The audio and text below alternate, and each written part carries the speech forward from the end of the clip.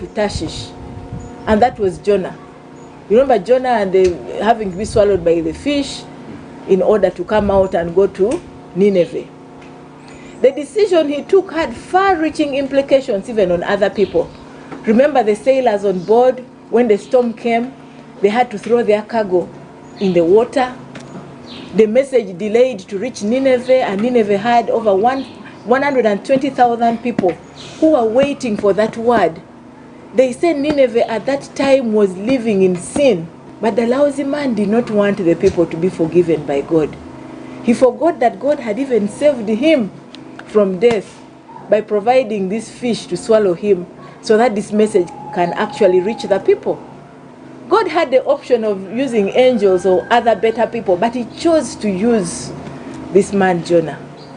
So how much more can God use you as a Christian leader who has positioned himself or herself in the university, in the different spaces you find yourself in, to influence other people?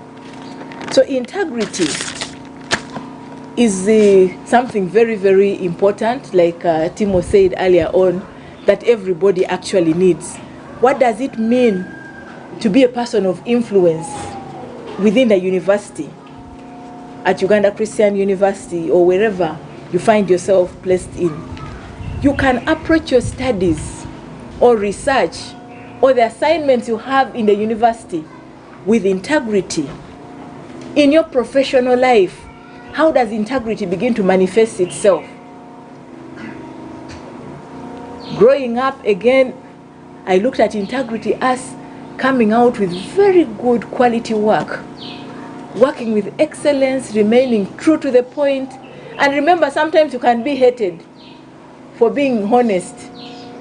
Some people will say, but who does she call herself? If you're put in a committee and people are a bit crafty, they will say, no, this person, we are not going to work with this person. They will push you off their committees because they want to make their deals. So you have to approach your research and professionalism with ethical values in it, having courage to make the right decisions, even in the little assignments you are given to do. Sometimes we find ourselves taking on assignments, like for instance, if you're clerking in a law firm and you're given a very, very complicated assignment, an assignment that requires that you compromise your values, how do you take a stand as a Christian?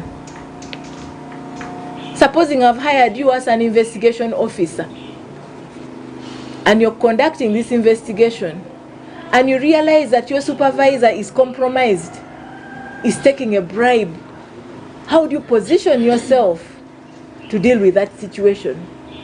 Do you compromise and say, hey, I tell boss, I tell the supervisor's compromised, so we all go and compromise in it? Integrity requires that you stand alone, even if you're hated for it. And remember, integrity is about excellence also. In whatever it is you do, you need to do it with excellence. You need to do it very well. So when we talk about academic integrity, it's about acting in a way that is honest, that is fair, that is respectful, that is reasonable, that everybody looks at your honest efforts. Even if you experience failures, integrity doesn't mean that you will not go through challenges. Because some of us went through the university and we had some retakes. And I believe there are some people keeping quiet here. They have retakes also, irrespective of your leadership positions. I'm not encouraging you to have retakes. But when it does happen, are you able to come out and learn your lessons and come out victorious? I know of some people who are under pressure in the university, and maybe they're going through harassment and they are struggling, they can't deal with it. And this person decides to give you a retake because you did not give in. And you do the retake and do the retake again until the person gets embarrassed and say, let this person pass and go out of my way. But it's about standing for truthfulness, irrespective of the circumstances we go through. And we need to approach every situation with that kind of attitude. Integrity is not based on credentials. In the ancient times, People use symbols to mark their creation in the ancient times. Like today, somebody was talking about the Greek philosophy and looking at the Egyptian symbols and whatnot. Integrity is not based on credentials. The symbol that each one of us has is his character. That is your symbol. Even after you have left Earth, people will keep remembering and saying, but this person had this outstanding character. This person was able to influence the students positively during his leadership. This person, and that is what will go along with you. You will be headhunted because of the qualities you demonstrated during your leadership journey as a student. And these days we do background checks for every position. We do, what do you call it? Vetting, security vetting as well. How was this student during their times in the university? Is he the one who was leading strikes? Was he the one who was very, very jumpy? Was he the one who was... Did he serve versus during his tenure, did he serve with integrity? And those reports come, they come out, they'll say this student is the son of so-and-so, they're from this village in Ntungamo, the parents used to do this, they have raised this child like this. The child went to the university and he was in a guild executive, he was able to perform like this, and all that history is brought in and displayed. I'm like, hey, okay, so the person has got these values. The person was raised with integrity.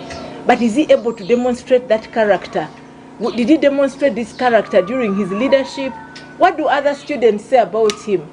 And some people come and befriend your friends and go to the canteen and have juice and be commandos and get a lot of information about you. And that is the information they use to take this decision on whether or not to give you the job. But even if that information is not dug out, for you, when you examine yourself, when you reflect on your life as a student leader, what do you see? The symbol that each has today is his character. The value of the work and skill determined basically is what they look out when they are looking at your character. So we look at the quality of the person and his work, and that basically gives value to the credentials you're putting out there. These days we don't believe much in Wolokoso, where you're interviewing someone and he talks about himself. I'll be the best. I have done this. I have done this. We look beyond that. Well, you came, we had a verbal, oral interview, but what is it about your character beyond the credentials you have shared with us? Because character comes from who we are. What character are you portraying out there? I've shared with you stories of how I've never applied for any of the jobs I've held in this government. It is my outputs and character that speaks for itself. Where they just look for this person and say, no, this person is the only person who can handle this assignment. Because that character is tested over time. Can your character be tested? Can people see output in what it is you're doing?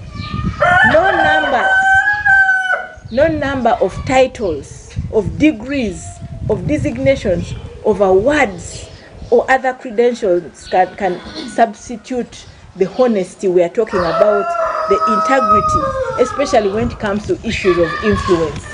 So as student leaders, let us position ourselves to be people of influence, and influencing people not just with anything, but influencing them with the integrity. Can you come down and identify with the people you're leading? Can you offer exemplary leadership by showing respect, with honesty? There are times you're entrusted with some responsibility. Are you accountable? Can you give accountability for even the resources you have below you? For even the people you are leading, that for me in the fellowship, we are 70 people, and 45 of them are going for mission in such and such a place. This and this is going to happen. In 3 days we'll be back and there will be a report. So that when you're transitioning, you have a file. You say, during our tenure, we visited this place, we impacted here, we touched these lives, and so on. We should be accountable as leaders. When others criticize you unfairly, it helps you to keep going and take the right road. As leaders, we often get criticized. Even me, you might have read in the papers where sometimes I take some critical decisions and I know they are the right decisions, but thereafter I get criticized. But the most interesting thing, which makes my work a bit more exciting than your leadership in the university, is when some people are criticizing, others are saying thumbs up. So sometimes I'm in between saying, do I go with the thumbs up or the criticisms? But as a leader, it's important to take every challenge as an opportunity to perform better.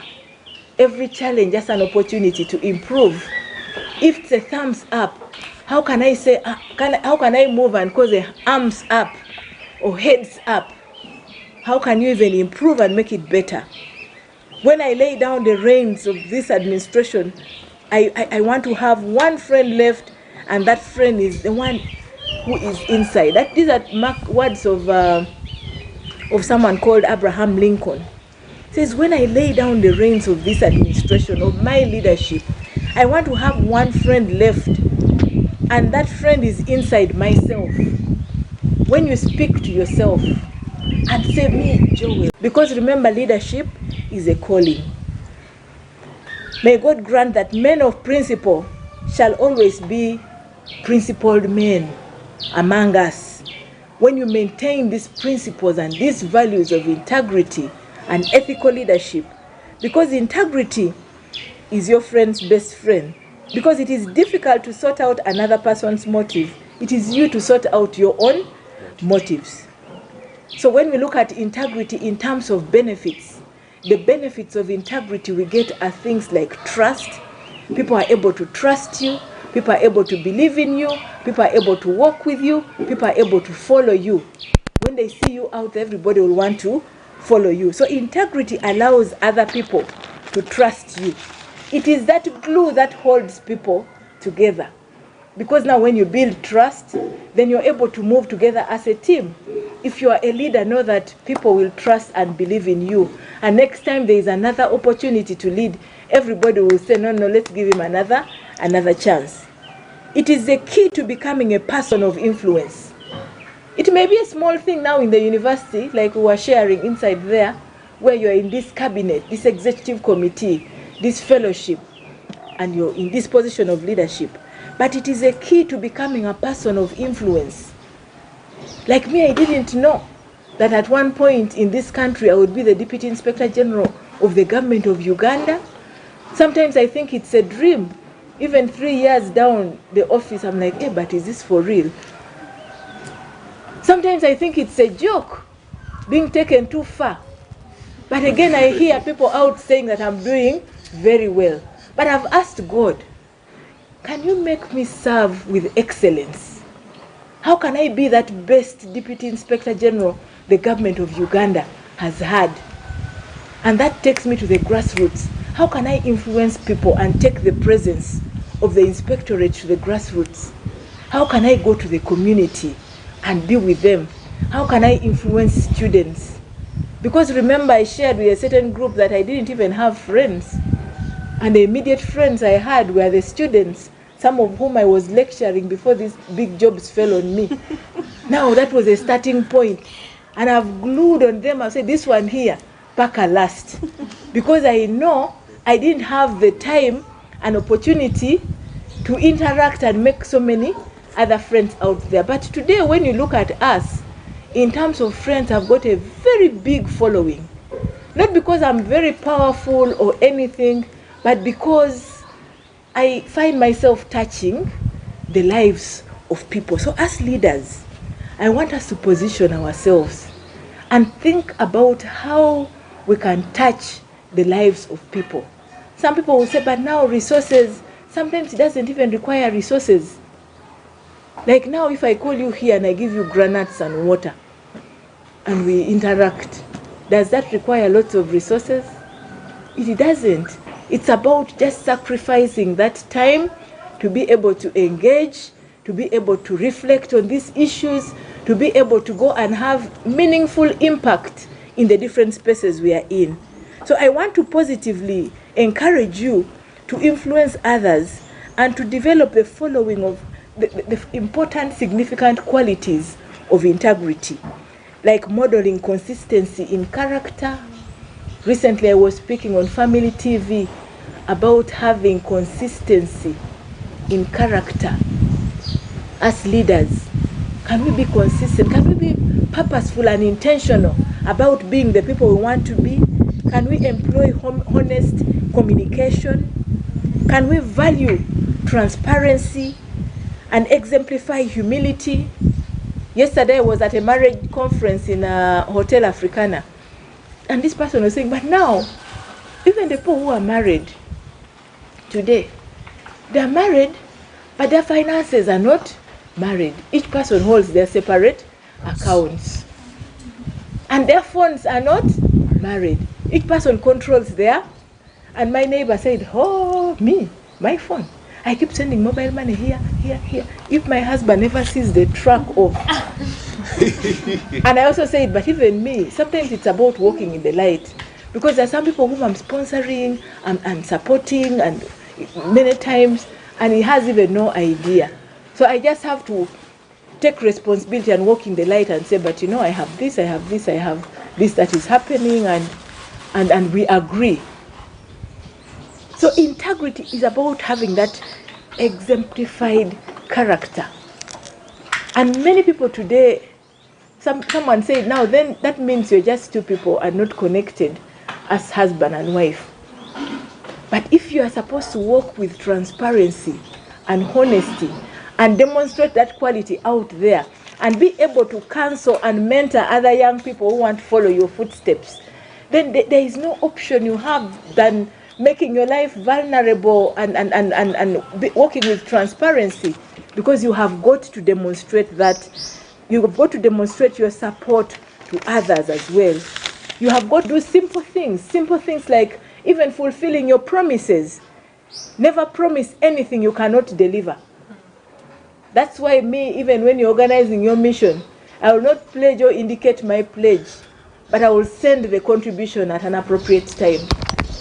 I'll say, well, I'll support the mission, but I will not tell you how I'll support the mission. Whether I will send you 500,000 or 100,000 or through prayer, but I will pledge to support the mission. So do not promise anything you cannot deliver. There are some people who make abnormal pledges, but when it comes to fulfillment, it is something else. Embrace an attitude of service. We have been put on this earth not to be served, but to serve. And this is a true calling of leaders. We are encouraged to always serve other people. And it's a two-way participation. If we are to influence people or be people of influence, then we've got to live that life of integrity by serving them. When you live a life of integrity, people listen to you and follow you. And it is a benefit of trust and influence. When we become a person of integrity, we make those kind of commitments. You commit to be truthful to your word. You commit to be consistent. I was talking about consistency, the continuous practice of a certain lifestyle. Like I gave the example of on TV, on Family TV again. I said, well, if you're going to say you're going to be consistent, like the athlete, he practices over time and he becomes resilient. Even if he goes to countries where the environment and weather conditions are not so favorable, but because he has practiced over time, he's able to go and participate in a race and be able to win. So if we pick that consistency, then it will become your lifestyle and it will distinguish you from many others. It will distinguish you from many others. Like I'll give you an example. Over 10 years ago, I made a resolution that for me to be healthy and fit, by then I was, I think, around 35, I will have to be consistent with exercise. And I said, well, yes, because I cannot diet. My marginal propensity to consume food is a bit high and full of energy. So I have got to burn the calories. I said, well, I'll begin 5 o'clock while the world is snoring and dozing. I can rise up early and do my workout. So I consistently have to do that workout. And I was sharing with someone, said, for me, the clothes I used to have at the university still fit me. Said, hey, for real? Said, yes, because for me, I have maintained my weight. Consistently, I do the exercise at 5 a.m. Consistently, I make sure I'm in office by 7. Other civil servants come at 9 and others at 10. But for me, 7 o'clock. And it gives me time to read and analyze important documents and take critical decisions. Between 7 and 10 in the morning, I've done most of the important things, and then later I can attend those mid-morning meetings and get to meet people and get into several other things. Consistency. So as a student leader, you can purpose also. I'm not saying copy me. Hello? I am saying you can choose to be consistent. You may say, for me, every evening, I must walk for at least 3 kilometers. Because remember how God has created our bodies. We're supposed to be working. Now, if you have a body like mine that is driven in a car with AC and does not have the liberty even to walk to the market or walk through villages, then you realize that this consistency will be very, very helpful in the long run. In the long run. We need to make decisions ahead of time that don't have a price. There are some critical decisions you've got to make now while at the university. And remember, you live by your decisions. Critical decisions. Decisions on what kind of spouse you want to have, who you want to begin dating if you're not already dating that person. How you have to be futuristic. Don't wait for someone to say, hey, I have a sister, I'll give you my sister. Hey, how? You have to get to pray for this person. Because remember, you marry someone who is a friend. Not someone who has just been connected for you, like for you don't have what? The ability to issue a statement of purpose. So, even the choices you make now, and you people, if you make a bad choice, you live by that choice. There are some women who are so quarrelsome, brothers. You need to look through them. You need to see and study the character consistently over time. So that even life after university, when now you start working, you now take the decision and say, but I think this friend I've seen for some time, I've studied her character over time, she's God-fearing, she will be a woman of noble character, I think I can now settle with this person. Because you'll have studied her lifestyle. Consistent. Is she prayerful? Is she having conflicts all the time with her friends? Now, those ones who have conflicts begin to sieve and say, this one here, Ajira Bera Wano. Okay?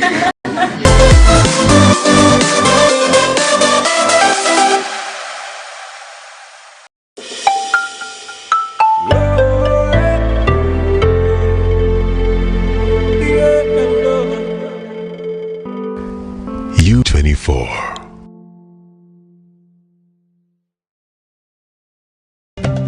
Gaddafi tried to form a